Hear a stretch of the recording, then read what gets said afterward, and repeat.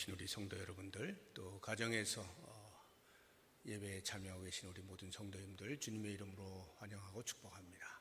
우리 다 같이 자리에서 일어나셔서 묵상기도 드리심으로 우리 하나님 앞에 영광의 예배를 드리겠습니다.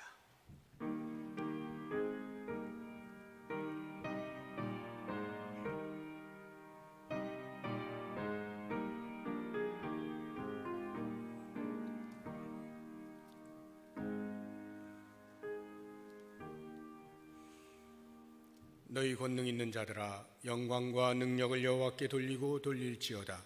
여호와께 그의 이름에 합당한 영광을 돌리며 거룩한 옷을 입고 여호와께 예배할지어다. 아멘.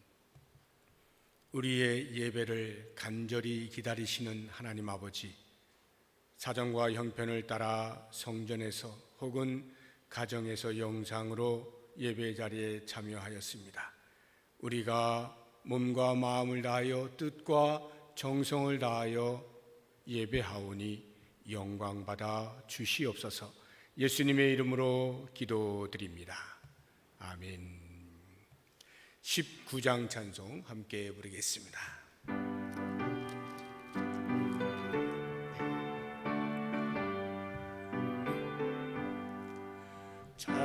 찬송하는 소리서 사람 기뻐하도다. 하늘 아버지의 이름 거룩하도다.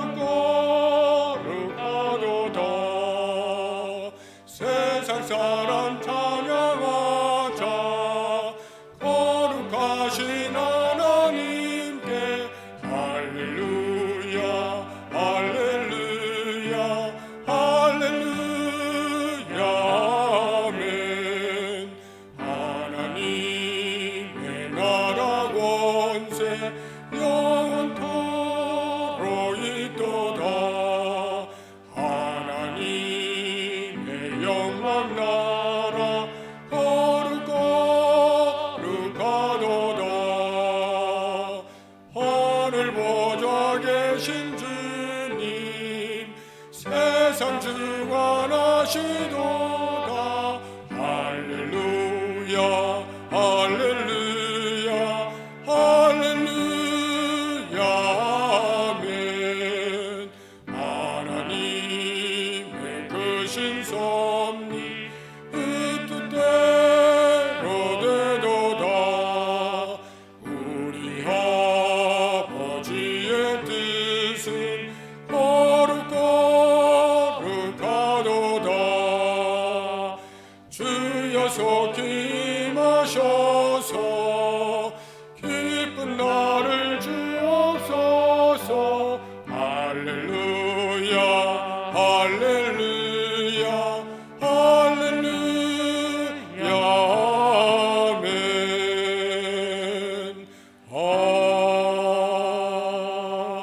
아멘. 교동문 20번을 함께 기도하시겠습니다. 너희 의인들아 여호와를 즐거워하라. 찬송은 정직한 자들이 마땅히 할 바로다. 수금으로 여호와께 감사하고 열줄 비파로 찬송할지어다.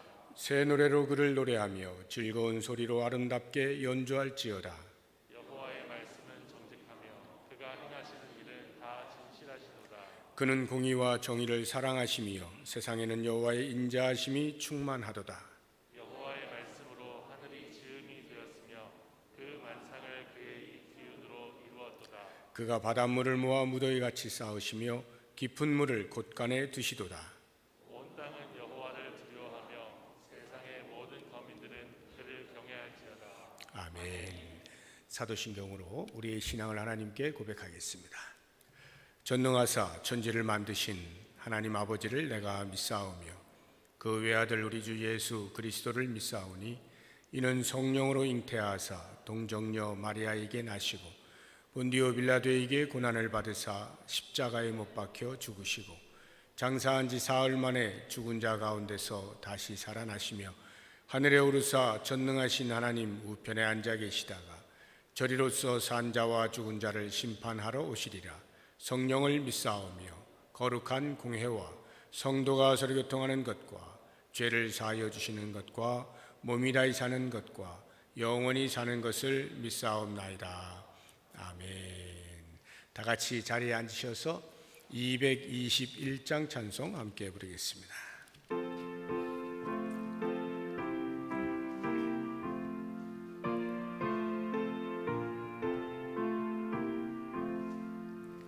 주 믿는 형제들 사랑의 사귐은 전국의 교제 같으니 참 좋은 친교라.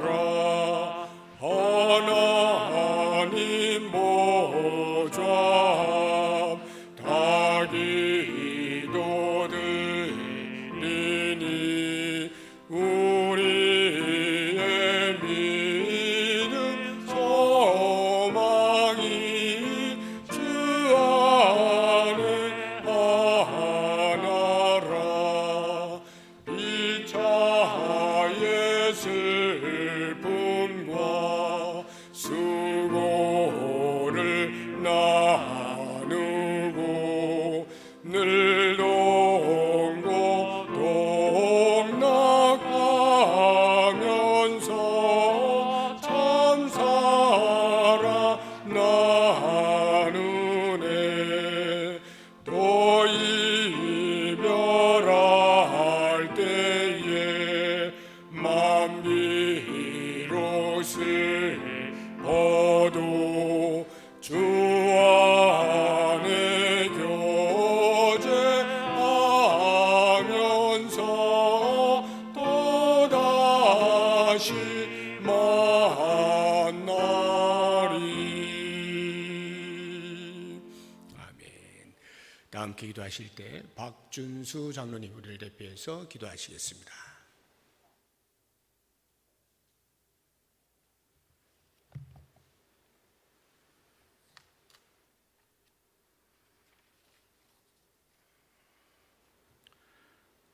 하나님 아버지, 얼마 전에는 여러 날 태풍과 홍수로 온 나라가 근심하며 한숨 지었는데 어느덧 곡식이 익어가고 과실이 튼실해지는 추수의 계절을 맞게 하여 주셔서 감사합니다. 이번 추석 명절은 어느 때와 달리 결실과 풍요에 대한 감사보다 비록 무화과 나무가 무성하지 못하며 포도나무에 열매가 없으며 감람나무에 소출이 없으며 밭에 먹을 것이 없으며 우리의 양이 없으며 외양간에 소가 없을지라도 나는 여호와로 말미암아 즐거워하며 구원의 하나님으로 말미암아 기뻐하리로다 기도하던 하박국 선지자의 감사를 다시금 생각하게 됩니다. 코로나19로 많은 사람들이 죽어가고 병들어 고통 가운데 있으며 기업의 경영과 소상공인들의 생업이 압박을 받고 힘들어져가는 상황이지만 오직 여호와로 말미암아 즐거워하며 구원의 하나님으로 말미암아 기뻐하는 성도들의 감사가 끊어지지 않게 하여 주옵소서. 어려울 때일수록 우리의 구원의 주 대신 예수 그리스도를 깊이 신뢰하고 함께 하시겠다 하신 약속을 굳게 붙들게 하여 주옵소서. 하나님 아버지, 전염병이 확산되고 잠잠해지기를 반복하며 힘들고 어려운 시간이 계속되고 있지만 하나님을 향한 소망과 꿈이 무뎌지지 않게 하여 주옵소서. 비록 예배하는 여건과 환경은 어려워졌지만 하나님을 향한 열정과 열심이 더해지고 하나님을 진정으로 사랑하고 따르는 성도들이 더욱 많아지는 교회가 되게 하여 주옵소서. 오히려 이와 같은 때에 믿음의 권속들이 마음을 하나로 합하고 뜻을 하나로 모아서 하나님 예배하기를 기뻐하고 예수님의 사랑이 각 사람 속에 깊이 녹아들어서 성품과 인격으로 내면화되고 그것을 실천하는 일에 성실한 성도들이 많아지게 하여 주옵소서. 지극히 이기적이고 나태하고 교만했던 우리의 모습을 되돌아보게 하시고 어떻게 하면 하나님을 바르게 예배할 수 있을까? 어떻게 하면 하나님의 계획과 뜻을 이루어갈 수 있을까 고민하는 성도들이 되게 하여 주옵소서. 다음 세대를 책임질 청년들이 하나님을 바르게 알아가고 뜨겁게 예배할 수 있도록 예배의 여건과 환경을 만들어주고 청년들과 공감하며 그들을 돕는 일에 관심을 갖게 하여 주옵소서. 지금은 비록 연약하지만 예배하기를 기뻐하고 신앙의 진보를 이루어가는 청년들의 숫자가 점점 늘어나고 성경을 공부하고 말씀의 은혜를 경험하며 장차 교회의 부흥의 마중물과 기둥의 역할도 감당하게 하여 주옵소서. 어른들은 신앙의 선배로서 믿음의 본을 보이고 후배인 청년들이 교회의 신실하고 충성스러운 일꾼들로 성장해 갈 수 있도록 가르치고 후원하며 기도하게 하여 주옵소서. 하나님 아버지, 시련과 고난에 처하여 고통 중에 있으며 병들어 눈물 중에 있는 성도들과 재정의 어려움으로 마음 졸이는 성도들을 불쌍히 여겨 주옵소서. 간절한 기도에 응답하여 주시고 문제가 해결되고 고통에서 노임받는 은혜를 베풀어 주옵소서. 수능 시험을 앞두고 있는 수험생들을 강건하게 붙들어 주시고 각종 시험을 준비하는 청년들과 함께하여 주옵소서. 무엇보다 축복의 기본 단위로 주신 각 가정마다 하나님의 은혜와 위로를 베풀어 주셔서 가족 간의 사랑이 애증으로 변질되지 않게 하시고 가족 간의 사랑을 통하여 하나님이 주시는 행복과 감사와 위로를 풍성하게 누릴 수 있게 하여 주옵소서. 목사님을 통하여 주시는 말씀을 잘 경철하는 가운데 하나님의 뜻을 깨닫게 하시고 하늘나라의 자녀로 그리스도의 장성한 분량에 이르도록 자라가게 하여 주옵소서. 견실하며 흔들리지 말고 항상 주의 일에 더욱 힘쓰는 자들이 되라 하신 말씀을 마음에 새기고 자신과 교회와 이웃을 돌보게 하여 주옵소서.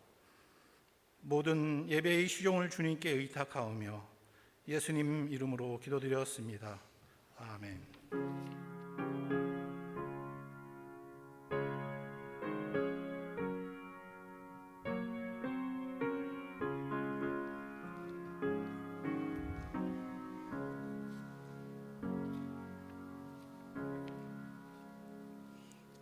우리 하나님 앞에 봉헌하시겠습니다.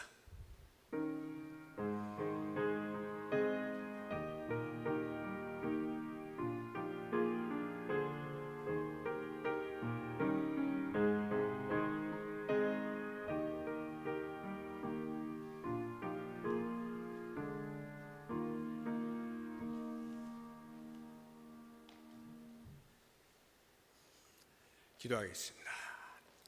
우리를 사랑하시는 하나님 아버지, 힘들고 어려운 상황 가운데서도 여전히 우리를 돌보시고 눈동자와 같이 지키셔서 일용할 양식이 있게 하신 것을 감사합니다. 많은 사람들이 신음하고 있지만 우리도 역시 신음하고 있지만 그 가운데에서 하나님의 잔잔히 베푸시는 은혜를 경험하게 하시고 오늘도 살아서 우리 하나님 앞에 예배할 수 있는 복을 주셨사오니 감사합니다. 그 은혜를 기억하며 우리에게 있는 것 가운데 일부를 주 앞에 드리고 모든 것이 주님의 것입니다. 모든 것이 주께로부터 왔습니다. 주님 사용하여 주옵소서 하는 믿음의 고백과 함께 드렸사옵나니 이 물질이 사용되어지는 곳곳에서 사랑하는 성도들이 힘을 다하여 주 앞에 드린 귀한 믿음의 열매들이 주렁주렁 맺힐 수 있도록 복내려 주옵소서. 힘을 다하여 드리는 성도들의 가정마다 형편을 따라서 우리 하나님께서 채워주시고 복을 내려주심으로 많은 것들이 있어 주 앞에 드릴 뿐만 아니라 주변을 살펴보아 넉넉히 그리스도의 사랑을 흘려보낼 수 있는 은혜도 있게 하여 주옵소서. 거룩한 주일에 맡겨진 자리에서 최선을 다하여 섬기는 성도들의 헌신을 기쁨으로 받아주시기를 원하옵고 예수님의 이름으로 기도드립니다. 아멘. 여러분 뉴스를 통해서 보시는 것처럼 10월 12일까지 사회적 거리두기 2단계가 계속 실시가 되고 있고 교회에서는 비대면 예배를 실시하고 있습니다. 우리 그 영상에 필요한 인력에 대한 숫자가 완화됨에 따라서 이렇게 저희들이 제한적이지만 또 함께 성전에서 예배를 드릴 수 있게 된 것도 감사하고요. 새벽 기도회와 수요 예배, 금요 기도회는 우리가 평소에 드리는 것과 다를 바 없이 드려도 얼마든지 법 안에서 가능하니까 우리 성도님들 많이 참석하셔서 계속해서 예배자로서의 삶을 힘을 써주시기를 부탁을 드립니다. 어제 교회 묘지 벌초를 마쳤습니다. 추석을 앞두고 우리 교회 묘지 우리 장로님들 몇 분하고 우리 시몬 집사님들 몇 분에서 한 10분 정도가 가셔서 수고를 많이 하셨는데 우리 잠깐 사진을 몇 컷 보도록 하겠습니다. 사진을 보여주시죠.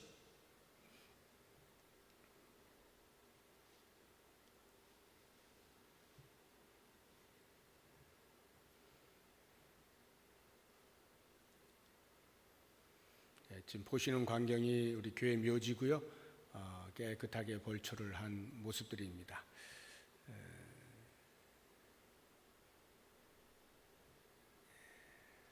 다 보여주셨습니까? 예. 우리 한 10분 정도 가셨는데 뭐 또 조그맣게 이렇게 또 이렇게 손을 좀 다치거나 벌에 쏘이거나 하는 이런 일들도 있긴 했습니다만 그래도 감사하게 기쁨으로 잘 섬겨주셔서 진심으로 감사를 드립니다. 이번 목요일 10월 1일이 추석 당일입니다. 그래서 추석 연휴 가운데 추석 당일 10월 1일 목요일 새벽만 새벽 기도회가 없다는 것 유념해 주시고 나머지 다른 날들의 모든 예배는 그대로 정상적으로 진행을 하도록 하겠습니다. 가정에서 추석 때 가정 예배 드리시기 원하시는 분들, 순서집 필요하신 분들은 우리 로비에 비치가 되어 있습니다. 원하시는 만큼 가져가셔서 주 안에서 예배하시면서 행복한 명절을 보내시면 감사하겠습니다. 지난주에 슬픔을 당한 가정들이 있습니다.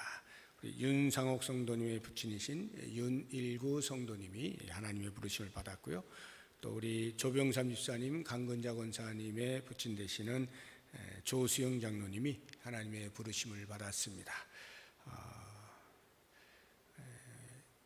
만나시게 되면 많이 위로를 해주시고 또 그 전에 우리 송미정 집사님 또 하나님 부르심을 받았는데 우리 유족들 같이 나왔습니다. 우리 잠시 후에 같이 서로 격려하는 시간을 갖도록 하고요. 또 김종식 집사님, 김은혜 집사님의 차남인 김두영 청년이 제대하였습니다. 사회의 훌륭한 일원이 될 수 있도록 기도 많이 해주시고 또 이승정 집사님, 황빈나 성도님, 우리 이성란 집사님 가정의 차남인데요. 등려하였습니다. 또 만나시 많이 축하해 주시기 바랍니다. 우리 강근자 권사님 나오셨죠? 잠시 자리에 좀 일어나 주시고 또 우리 이화자 권사님 우리 식구들 잠시 자리에서 일어나 주시면 저희들이 같이 위로하는 시간을 갖도록 하겠습니다. 우리 뭐 조수영 장로님은 이제 오래 사셔서 하나님의 부르심을 받은 것이라 또 한편으로는 또 섭섭하지만 또 한편으로는 감사한 마음도 있고 그렇지만 또 이제 더 이상 뵐 수가 없으니까 좀 많이 위로해 주시고요. 특별히 우리 송미정 집사님을 보내시고 많이 마음이 좋지 않을 우리 이하자 권사님과 또 우리 아들 그리고 우리 남동생 이렇게 함께 자리했는데 나가시면서 많이 위로해 주시면 크게 힘을 얻을 수 있으리라 생각이 듭니다. 자리에 앉아 주시면 제가 잠시 후에 기도해 드리도록 하겠습니다. 기타 자세한 것은 주보를 참조하시고요. 이제 하나님 말씀 같이 보겠습니다. 하나님 말씀은 히브리서 10장 23절에서 25절까지 말씀입니다.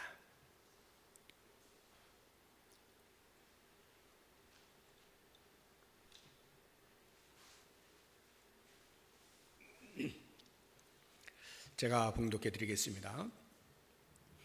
또 약속하신 이는 미쁘시니 우리가 믿는 도리의 소망을 움직이지 말며 굳게 잡고 서로 돌아보아 사랑과 선행을 격려하며 모이기를 패하는 어떤 사람들의 습관과 같이 하지 말고 오직 권하여 그날이 가까움을 볼수록 더욱 그리하자. 아멘. 이 시간에 우리 관현악부에서 내 영혼이 은총 입어로 연주하겠는데 우리 일부 시온 찬양대 지휘자이신 최일인 목사님이 편곡한 것을 연주를 통해서 하나님께 영광을 돌리겠습니다.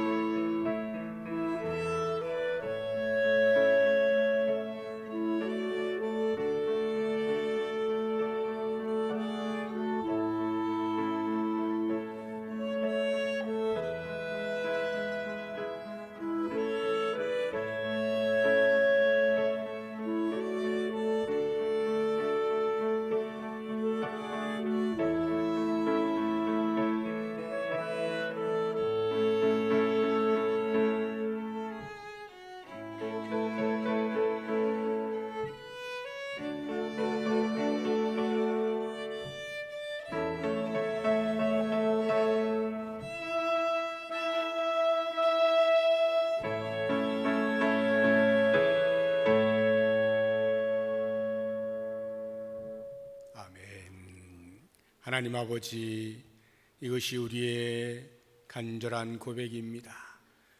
높은 산이든지 거친 들이든지 초막이든지 궁궐이든지 우리 주님 모신 그곳, 거기가 곧 천국인 것을 고백하면서 이렇게 코로나 시대로 인하여 힘들고 어려운 시기를 지나고 있지만 우리 주님 함께 하심으로 천국을 고백하며 경험하며 사는 것 감사합니다.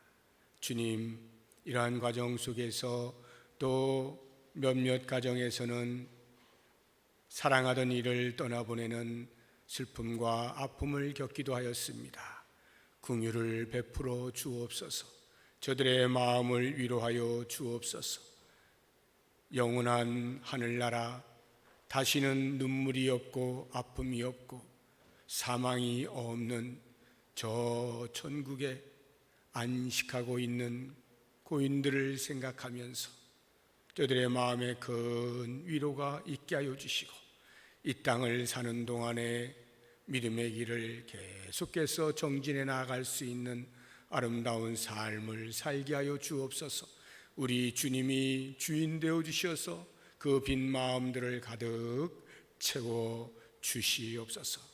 또 자녀를 받고 감사한 마음으로 있는 귀한 가정에 축복하여 주시고, 속히 건강이 회복되게 하여 주옵시고, 자녀가 아름답게 잘 성장할 수 있는 복이 있게 하여 주옵소서.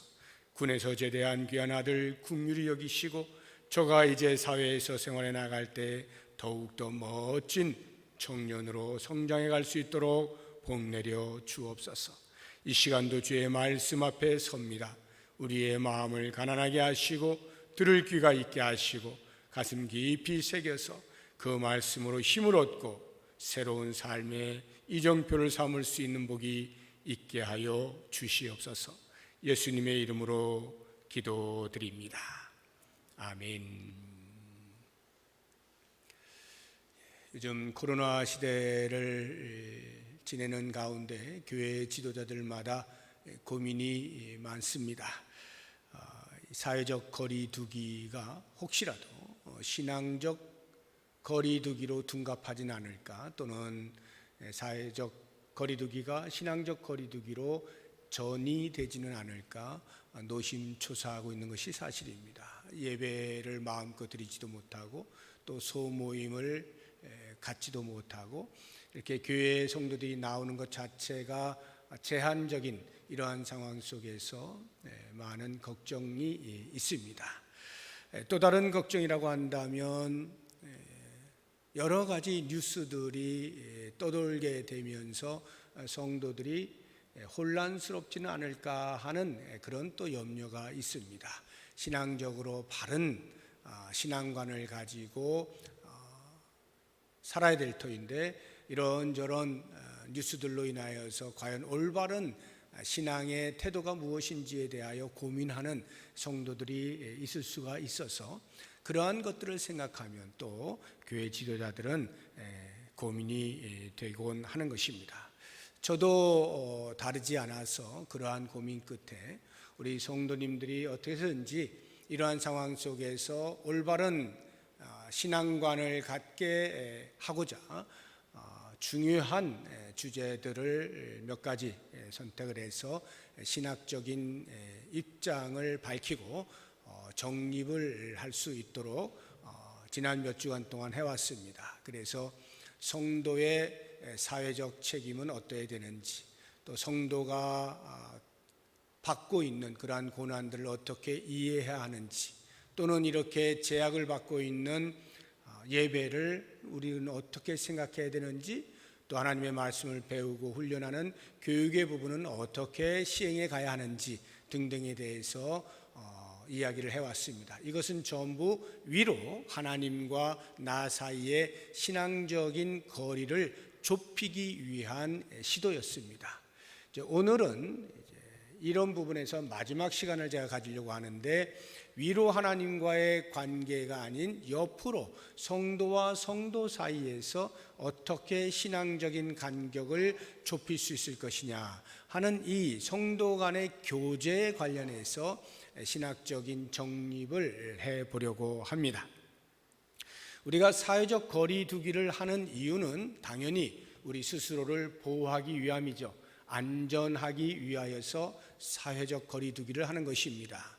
그렇지만 그 안전을 위하여서 때로는 다른 것을 희생해야 되는 부작용이 없지 않습니다. 마치 우리의 몸에 암이 걸렸을 때에 그 암을 억제하기 위하여 항암 치료를 받는다고 할 때에 그에 따르는 부작용도 있을 수가 있다는 것과 다를 바가 없습니다. 그래서 이 사회적 거리두기로 인하여서 이 사회에 나타나고 있는 여러 가지 부작용들 가운데에서 대표적으로 두 가지를 예로 든다면, 하나는 경제 활동의 위축이라고 할 수가 있습니다. 먹고 사는 일이 힘들어진 겁니다.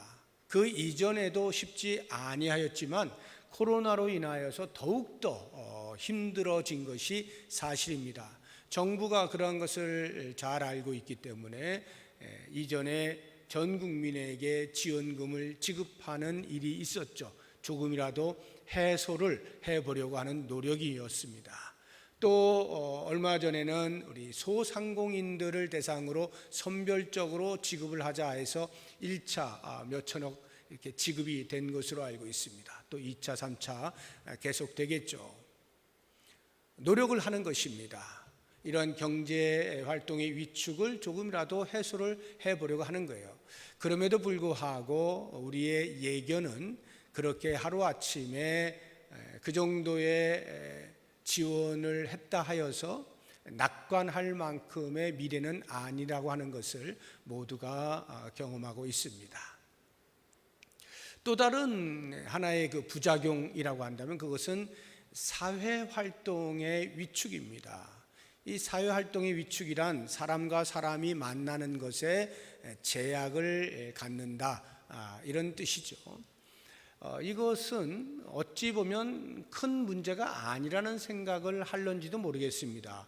코로나와 같은 이런 위급한 상황 속에서는 가능한 한 만나는 것을 자제하고 정부의 시책을 잘 따라 주어야 한다, 이렇게 보통은 이제 생각을 하는 것이죠. 그런데 일부 이제 뉴스를 보게 되어지면 그러한 법을 어기고 자기들 마음대로 만나거나 해서 또 어려움을 겪는 이런 것들을 대하게 되면 우리의 마음이 불편합니다. 또는 분노가 일어나기도 합니다. 왜 그런 것을 못 참을까? 이런 생각을 하게 되는데요. 사실은 참지 못할 만한 그러한 우리 인간 본성이 있는 것입니다. 인간 본성은요, 사회적 동물이라 철학에서 이야기를 하고 사회학에서도 항상 타자와의 관계를 통하여서 자신의 삶의 의미를 찾는 것으로 이야기를 합니다. 이것이 우리 인간의 본성이에요. 관계지향적인 사회성을 갖고 있는 것이 인간의 본성인 것입니다. 그런데 이런 것에 대하여 지금 제약을 받고 있는 거예요. 그러니까 견디지를 못하는 겁니다. 잠깐 그런 것들이 막힐 때야 조금 참고 인내하면 곧 풀리니까 이렇게 되는데, 어느 정도 지속적으로 제약을 받게 되어지면 인간의 본성이 그에 대하여서 반발을 일으키게 되어 있는 거예요. 만나야 사는데 그 만남을 억제하게 되어질 때에 마음에 분노가 생기기도 하고 여러 가지 탈법하고자 하는 그런 일들이 일어나게 되는 것이죠. 정부도 그것을 모르지 않습니다. 왜냐하면 위정자들도 다 사람이고 본질적으로 사회적 그러한 존재 양식을 가지고 있기 때문에 다 알죠. 그래서 이 코로나 캠페인을 할 때 방역 수칙에 대한 여러 가지 내용들이 나오지 않아요? 뭐 손을 깨끗이 씻어라, 마스크를 반드시 착용해라, 또는 뭐 1m나 2m 간격을 꼭 둬라, 사람 많은 데는 가지 마라 등등 여러 가지 방역 수칙이 있는데, 그 가운데 제일 마지막에 나오는 말이 그러나 마음은 가까이, 이런 말이 있어요. 여러분들 다 보셨겠습니다만, 그것이 인간의 사회적 존재 양식을 가진 것에 대한 이해 때문에 그것에 대한 억제가 자칫 다른 위기감을 불러일으킬 수 있기 때문에 그러한 말들을 하는 거예요. 마음은 그러나 가까이 하세요, 이렇게 하는 것이죠. 인간의 존재 양식이 사회적이다 라는 것에 대하여 과연 성경은 어떻게 이야기하는지를 우리가 볼 필요가 있어요. 신학적으로는 과연 이것을 어떻게 이해해야 될까? 인간의 역사에 대해서 다루고 있는 성경의 첫 번째 책인 창세기를 보면 인간의 존재 양식에 대해서 아주 잘 표현을 해놓고 있습니다. 우리 창세기 2장 18절 말씀을 봅니다. 여호와 하나님이 이르시되 사람이 혼자 사는 것이 좋지 아니하니. 이 말은 하나님께서 아담을 지으신 이후에 홀로 있는 것을 보시면서 느끼신 거예요. 그래서 내가 그를 위하여 돕는 배필 하와를 지으리라 해서 하와를 아담에게로 지어서 보내주시죠. 바로 그 말씀입니다. 홀로 있는 것이 좋지 아니하다라고 하나님께서 느끼시게 된 이유가 뭘까요? 그것은 하나님의 존재 양식 자체가 공동체적이기 때문에 그렇습니다. 우리는 성부 하나님, 성자 예수님, 성령 하나님 삼위로 일체이신 하나님을 믿고 있지 않습니까? 하나님의 존재 양식 자체가 삼위로 되어 있어요. 공동체적이라 이 말이에요. 그러니 하나님의 형상을 따라서 빚어 만든 아담을 보실 때 홀로 있는 것이 좋아 보이지 않을 수밖에 없죠. 뭔가 불완전한 거예요. 그러니까 하나님께서 하와를 만드셔서 그에게 짝으로 주시게 된 거고, 그로 인하여서 드디어 인간은 하나님의 공동체적 그 성향을 가진 하나님의 형상을 따라서 온전하게 지음을 받게 되어지고, 그때로부터 이제 사회적 생활들을 해 나가게 되는 것입니다. 그렇게 볼 때에 성도와 성도 간의 교제는 필연적일 수밖에 없게 되어지고, 그것뿐만이 아니라 성경의 또 다른 비유를 통하여서 성도 간의 교제의 필연성에 대해서 우리는 찾아볼 수가 있는데, 대표적으로 두 가지를 소개한다면, 하나는 가족이라고 하는 개념입니다. 혈연적 가족은 아니지만 우리는 영적으로 한 가족이에요. 우리 에베소서 2장 19절 말씀 한번 보겠습니다. 그러므로 이제부터 너희는 외인도 아니요 나그네도 아니요 오직 성도들과 동일한 시민이요 하나님의 권속이라. 하나님의 권속, 하나님의 가족이다, 이런 말입니다. 어떻게 해서 우리가 그럼 영적으로 한 가족이 되었는가? 그것은 예수 그리스도를 영접하게 되면서 하나님의 자녀가 되어 가능하게 되죠. 요한복음 1장 12절 13절 말씀 보겠습니다. 영접하는 자 곧 그 이름을 믿는 자들에게는 하나님의 자녀가 되는 권세를 주셨으니. 13절 이는 혈통으로나 육정으로나 사람의 뜻으로 나지 아니하고 오직 하나님께로부터 난 자들이니라 해서 예수 그리스도를 구주로 고백하게 되어지면 모두가 하나님의 자녀가 돼요. 그래서 우리는 다 하나님의 자녀예요. 하나님의 권속이에요. 한 가족이에요. 영적인 가족이다 이 말이에요. 그런데 이 가족을 가만히 생각해 보시면 우리 혈연적 가족도요, 부부가 사랑해서 이제 남녀가 사랑해서 만나서 부부가 되어서 이제 자녀를 낳았습니다. 그러면 자녀들이 있으면 그 자녀들이 각각 자기가 여러 사람들 가운데서 선택하여서 자 너는 내 형 해라, 너는 내 동생 해라, 이렇게 해서 만나지는 게 아니라 부모에 의해서 자연스럽게 주어지는 거예요. 가족이라고 주어지는 거예요. 우리가 예수 그리스도를 믿어서 하나님의 자녀가 되었으면 그 자녀됨이 하나님의 선물이에요. 우리가 선택을 해서 자 우리 이렇게는 우리 하나님의 자녀 됩시다 해서 된 게 아니에요. 하나님께서 우리를 불러 자녀 삼아 주신 거예요. 가족으로 삼아 주신 거예요. 그렇다고 하면 그 가족 안에 피차의 깊은 교제를 통해서 가족됨을 경험해야 하는 것이죠. 우리 혈연적으로 한 가족이라고 할 때 가족 사이에서 대화가 없다라고 한다면 건강한 가족으로 보여지지 않죠. 좀 이상한 가족으로 보여지죠. 그런 것처럼 영적인 가족이 된 성도들 간에 교제가 없다면 겉모양은 성도이고 겉모양은 예배를 드리고 있고 교회를 출석하고 있지만 실제로 하나님의 가족으로서의 경험은 하지 못하는 이상한 가족이 되는 것입니다.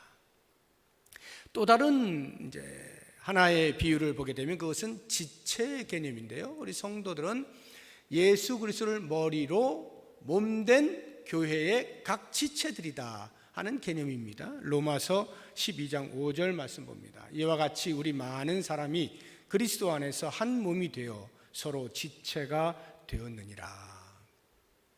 그리스도를 머리로 모신 교회의 몸에 우리 모든 성도들이 각각의 지체란 말입니다. 그러면 이 지체는 어떻게 해야 되겠습니까? 상호 유기적인 협력 관계를 잘 유지해서 건강한 몸을 만들어내는 것, 이것이 지체의 역할이겠죠. 이 부분에 대하여서 사도 바울이 이야기하고 있는 부분을 보면 고린도서 12장 25절 이해합니다. 몸 가운데서 분쟁이 없고 오직 여러 지체가 서로 같이 돌보게 하셨느니라. 만일 한 지체가 고통을 받으면 모든 지체가 함께 고통을 받고 한 지체가 영광을 얻으면 모든 지체가 함께 즐거워하느니라. 너희는 그리스도의 몸이요 지체의 각 부분이라. 그래서 각 지체가 만약에 서로에 대해서 유기적인 협력 관계를 갖지 아니하고 자기 나름대로 주장을 하면서 다른 지체에 대하여 관심을 갖지 아니하고 협력을 하지 아니하면 어떤 일이 벌어질까요? 우리 몸에 여러 지체들이 있어요. 그런데 그 지체들이 서로 돕질 않아요. 손은 손대로, 발은 발대로, 눈은 눈대로, 입은 입대로 각기 따로 놀아요. 그러면 분명히 부분적으로는 눈이 있고 입이 있고 손과 발이 다 있지만 그 몸이 괴상한 몸이 되겠죠. 피차의 자기의 역할을 충실히 하여 이 몸이 건강해질 수 있는 상호 유기적인 협력 체제를 구축할 때, 실현해낼 때 그 몸이 정상적인 몸으로 보이는 거예요. 그런 것처럼 우리 성도 간에도 아름다운 교제가 풍성히 일어나게 되어질 때 각자의 자리에서 자기의 책임을 다하고 서로에 대해서 비난을 금하고 험담을 금하고 서로 격려하면서 세워주면서 유기적인 그런 상호 협력을 해 나갈 때 그리스도의 몸인 교회가 건강해지는 것입니다. 이렇게 볼 때 우리는 어떻게 해야 건강한 교제를 나눌 수 있느냐 하는 부분에 대한 고민을 생각을 하게 되는 것입니다. 그래서 오늘 본문의 말씀을 돌아와서 보게 되어지면 이 본문의 말씀은 당시 신앙 공동체 안에 모이는 것을 싫어하거나 또는 방해하는 일련의 무리들이 있었던 것 같아요. 그런 사람들에 대해서 강력하게 경고하고 또 모든 성도들에게 그러면 안 된다 하고 권면하고 있는 내용인데 그 핵심이 모이기를 힘써라 하는 것입니다. 모이기를 힘써야 교제가 일어나게 되는 것입니다. 25절을 보시게 되면 모이기를 패하는 어떤 사람들의 습관과 같이 하지 말고 오직 권하여 그날이 가까움을 볼수록 더욱 그리하자. 모이기를 힘써야 되는데 종말이 다가올수록, 그날이 가까움을이라는 것은 종말이에요. 예수님이 오시는 그날이 가까우면 가까울수록 더욱 우리는 모이기를 힘써야 되는데 그것을 서로 권하여 격려하고 권고하여서 모두가 다 같이 모이는 데 힘쓸 수 있도록 해야 한다, 이렇게 말씀하고 있어요. 모여서 무엇을 할까? 그 교제의 내용을 보게 되면 24절에 이렇게 표현하고 있습니다. 서로 돌아보아 사랑과 선행을 격려하라. 돌아보라는 거예요. 피차 돌아보는 것이 얼마나 중요한가. 사람은 누군가로부터 돌봄을 받는다라고 하는 그 느낌을 받는 순간에 대단히 안정감을 누리게 됩니다. 그런데 아무도 나에 대해서 관심이 없고 아무도 나를 돌보지 않는다라고 하면 그 외로움에 견디지를 못해요. 그래서 돌봄을 받을 수 있도록 서로 돌보는 것 매우 중요하고요. 뿐만 아니라 우리는 하나님의 형상대로 지음을 받아서 사랑이신 하나님의 속성을 따라 우리도 서로 사랑을 먹고 사는 존재들이에요. 그렇기 때문에 피차에 사랑하는 일이 매우 중요한 것이고요. 힘들고 어려운 일이 있을 때 옆에 있는 누군가의 아주 짧은 격려의 한마디가 그의 삶을 바꿔낼 수 있어요. 송두리째 주저앉을 수밖에 없었던 상황에서 벌떡 일어나서 앞을 향해서 걸어 나아갈 수가 있는 것이 격려입니다. 바로 이와 같은 일들이 일어나는 그 공동체가 얼마나 가치가 있습니까?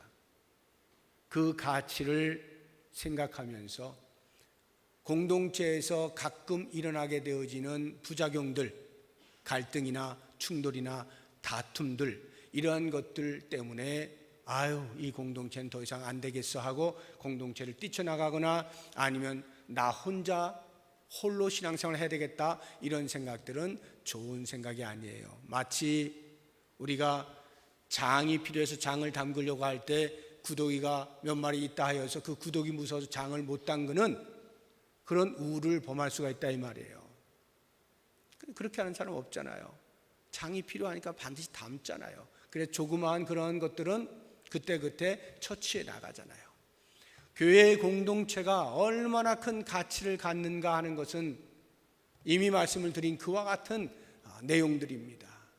그것 때문에 혹시라도 여러 가지 조그마한 일들로 인하여 그 공동체 훼손이 된다고 하여서 공동체 자체를 부인하거나 없애거나 아니면 해산을 시켜버린다 하면 말이 안 되는 것이죠. 어찌하든지 우리는 피차에 노력을 해서 좋은 공동체, 건강한 공동체, 아름다운 교제가 일어날 수 있도록 서로 노력을 해야 되는 거예요. 그래서 이 교제의 주체를 다시 한번 보면 24절에 서로 돌아보는 것입니다. 서로 하는 거예요. 서로.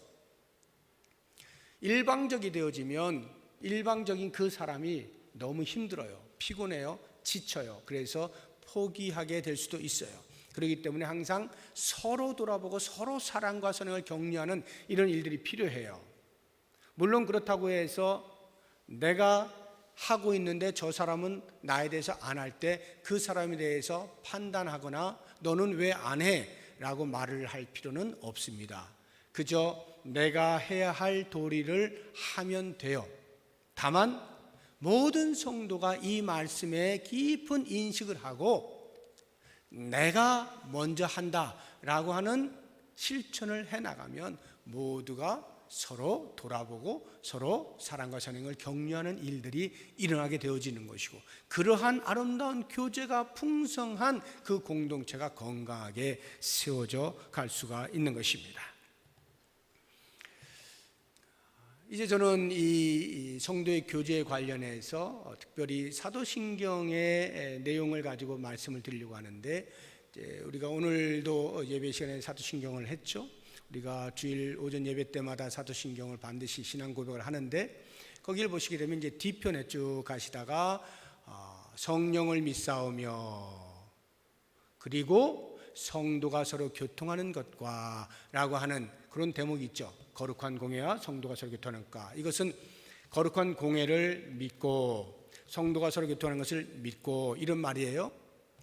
이 사도신경은요, 과거의 사도들이 자신들의 믿음의 어떠함을 글로 표현을 해서 문서화해 놓은 것이 사도신경이에요. 그래서 공적인 자리에서 누구나 할 것 없이 성도라고 하면 항상 이 고백을 하도록 해 놓은 것, 이게 사도신경입니다. 그래서 이 사도신경을 보게 되어지면 기독교의 믿음이 무엇인지에 대해서 엑기스로 요약을 해 놓았다는 것을 알 수가 있어요. 혹시 여러분의 주변에서 여러분들에게 기독교의 신앙이 무엇이요? 라고 질문을 할 때 답이 궁색해지면 다른 거 생각하지 마시고 사도신경 평소에 외우고 계시잖아요. 그거 고백하시면 돼요. 나는 이거 믿어 하고 사도신경을 쭉 이야기하면 그게 곧 기독교의 신앙이에요. 그렇다고 하면 성도가 서로 교통하는 것을 믿는다라고 하는 이 고백은 성도 간의 교제라고 하는 것이 기독교 신앙의 정초가 된다는 것이고 기독교 신앙의 본질이 된다는 사실을 알게 되는 것입니다. 그래서 이 성도가 서로 교통하는 것과 할 때 이 교통이 이제 교제, 영어로 하면 펠로십, 이것이 헬라어로 코이노니아, 여러분들이 많이 들어보셨을 텐데 코이노니아예요. 그래서 우리 교회 지하의 카페 이름이 코이노니아잖아요. 그곳에서 성도 간의 교제를 나누라 해서 코이노니아, 교제라고 하는 의미의 헬라어입니다. 이 코이노니아라는 단어가 코이노브라고 하는 형용사에서 유래된 명사거든요. 그 코이노브라고 하는 말의 원뜻이 공통의라는 뜻이에요. 공통의. 여기에서 교제라고 하는 명사가 나온 거예요. 그러면 이 코이노니아를 다시 한번 정리를 해보죠. 코이노니아가 뭐냐? 이렇게 정의를 내려보라 하면 이 코이노브라고 하는 공통의를 생각하시면서 그 공통된 그 무엇으로 인하여 공통된 정서를 나누며 공통된 목표를 지향하여 살아가는 것, 이것을 우리는 코이노니아, 교제라고 말할 수 있는 것입니다. 공통된 그 무엇으로 인하여 할 때 그 공통이 뭡니까? 이미 앞서 말한 것처럼 예수 그리스도를 영접하여 나의 구세주라고 고백하는 믿음, 복음, 그래서 하나님의 자녀가 된 이 사실, 이것이 공통된 거예요. 우리에게 있어서의 공통이라고 하는 것은 사회에서 말하는 공통과는 전혀 관계가 없어요. 사회에서 우리 서로 공통된 무엇을 찾으려면 뭐 묻습니까? 고향이 어디입니까? 학교 어디 나왔어요? 취미가 뭡니까? 이런 거 물어서 어떻게든지 공통된 거를 묶어보려고 하잖아요. 그래서 우리 비슷하네 하고는 그 공통된 어떤 감정을 공유하려고 하는데, 교회는 그런 것으로 공통을 만들지 않아요. 교회는 철저하게 예수 그리스도를 믿는 믿음, 그것으로 우리는 공통감을 느끼는 거예요. 그래서 그 공통된 무엇으로 인하여 드디어 공통된 정서를 나누는 것입니다. 제가 이 부분을 보면서 코이노니아가 잘 이루어지고 코이노니아를 경험하기 위한 세 가지 과정을 소개를 해드릴 텐데, 이 말씀과 한번 연결해서 한번 이해를 해보시면 아주 도움이 될 거예요. 어떻게 하면 교제가 일어날 수 있을 것이냐, 세 가지 과정이 필요해요. 그 첫 번째가 자기 노출의 과정입니다. 자기 노출을 해야 돼요. 공동체가 있어요. 거기에서 내가 누구라고 하는 것을, 나는 과거에 이런 사람이었고 지금 이렇게 하고 있고 나는 이런 삶을 살고 싶은 사람이에요 하고 자신의 과거와 현재와 미래에 대하여서 노출을 시킬 때, 거기에서 드디어 그 공동체 안에 교제가 가능해집니다. 이 자기 노출의 때에 자기를 감춘다거나 아니면 속인다거나 아니면 과대 포장한다거나 이런 식으로 해서는 절대로 그 안에 진정한 의미의 교제가 발생할 수 없어요. 그런데 솔직하게 자기 노출을 하잖아요. 그러면 그 공동체 안에서 드디어 소속감이 생기는 거예요. 사람은 사회적 동물이라고 했잖아요. 관계 속에서 자기의 의미를 찾는다고요. 그렇다고 하면 소속감을 느끼는 것보다 더 중요한 게 없어요. 내가 어디에 소속되어 있다는 이 소속감이 있을 때 자기 존재의 의미를 찾게 되는 거거든요. 근데 소속감을 잃어버리면 끝나는 거예요. 인생이. 나는 아무런 쓸모가 없는 존재야. 나는 아무도 나를 알아주지도 않고 받아주지도 않고, 이렇게 되면 삶의 의미를 놓쳐버리게 되어지고 그냥 스스로 자신의 삶을 포기하기도 하고, 이런 일들이 벌어지게 되는 거죠. 소속감을 갖는다는 거 굉장히 중요해요. 그리고 두 번째 단계의 과정이, 그렇게 누군가가 자기 노출을 시도할 때 나머지 그 공동체 안에 있는 사람들은 그 자기 노출한 사람을 그대로 받아들이는 거예요. 받아들이는 거. 이것을 저는 공감의 과정이라 이렇게 표현을 하고 싶어요. 공감하는 것. 공감이라고 하는 것은요, 감정을 공유한다는 뜻이에요. 누군가가 어떤 이야기를 했을 때 그 말에 대한 사실 여부는 가려야 되겠죠. 어떤 게 사실이고 어떤 게 사실이 아니다라고 하는 것은 차이가 있을 수가 있어요. 그것을 그 사람이 말하는 대로 다 믿어주고 그래 나도 그렇게 생각해 하고 말하는 것을 공감이라고 하지는 않습니다. 공감은 상대방의 감정에 대한 이해를 하려고 하는 노력을 말하는 것이지, 상대방이 무조건 다 옳다라고 편들어주는 것을 공감이라고 하지 않아요. 진정한 교제는 공감이 일어나야 돼요. 공감. 상대방의 감정에 대하여 같이 느껴보려고 애를 쓰는 거예요. 누군가가 자기 노출을 했는데 주변에서 그렇게 공감을 막 해주면 이 사람이 어떻게 살았느냐 또는 어떤 사람이냐와 관계없이 이미 그 속에서 하나가 되어지는 그런 느낌이 형성이 되는 겁니다. 그러면 이미 이제 좋은 교제가 이루어질 수 있는 바탕이 마련이 된 거예요. 바로 그와 같은 상태에서 한 걸음 더 나아가서 아주 성숙한 교제가 일어나기 위하여 세 번째 단계의 과정으로 나아가야 되는데, 그것이 바로 이미 제가 앞서 말씀드린 코이노브의 세 번째 그 코이노니아의 그 정의를 하면서 같은 목표를 지향하며 산다 하는 이 부분, 코이노니아가 진정 가치 있게 되려고 한다면 그 공동체에서 같은 목표를 설정하는 거예요. 그리고 그 공동체에 들어와 있는 사람들이 같은 방향을 바라보고 달려나가는 거예요. 그 목표를 성취하기 위하여. 그렇게 되어지면 아주 진한 동질감을 느끼게 돼요. 그러면서 거기에서 아주 왕성한 코이노니아 교제가 일어나게 되는 것입니다. 코이노니아라고 하는 말 속에 담겨 있는 그 의미들, 정의 속에서 우리가 이렇게 좋은 코이노니아를 하기 위하여 이런 단계들을 살펴보았어요. 저는 이것이 오늘날 이 비대면의 시대에서도 동일한 의미를 갖는다고 말씀을 드릴 수가 있습니다. 만나지 못하는데 어떻게 이런 일이 일어날 수 있느냐?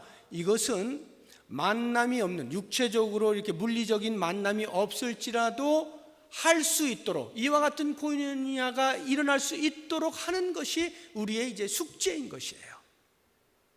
오프라인 상에서 이렇게 물리적으로 서로 만날 수 있는 공간 속에서 당연히 이러한 일들이 잘 일어나야 되고, 설령 육체적으로는 함께 이렇게 얼굴과 얼굴을 대면하여 볼 수 없는 환경이라 할지라도 우리는 지금 SNS라고 하는 온라인 상에 또 다른 만남의 장이 있기 때문에 그것을 적극 활용하여서 지금 이렇게 건강한 코이노니아의 내용들을 그것에서 실현을 해내는 것, 이것이 우리의 숙제라는 거예요.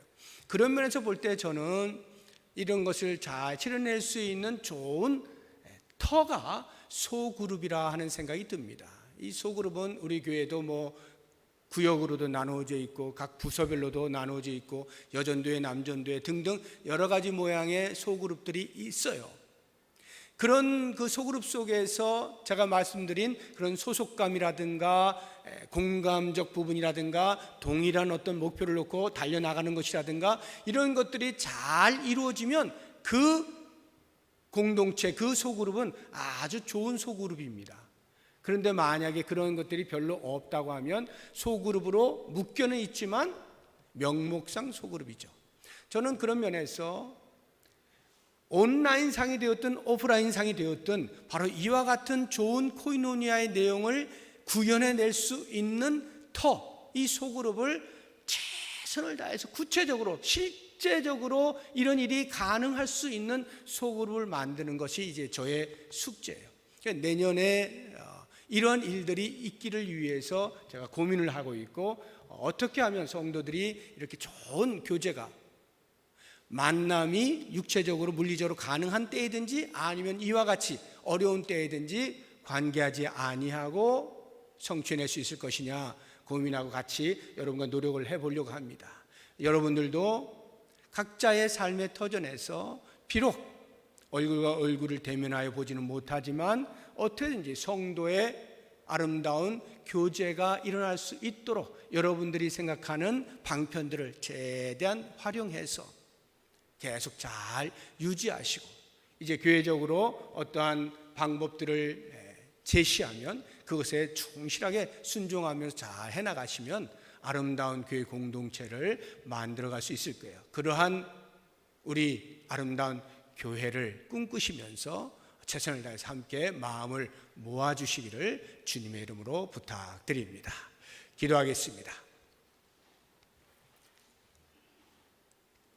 하나님 아버지,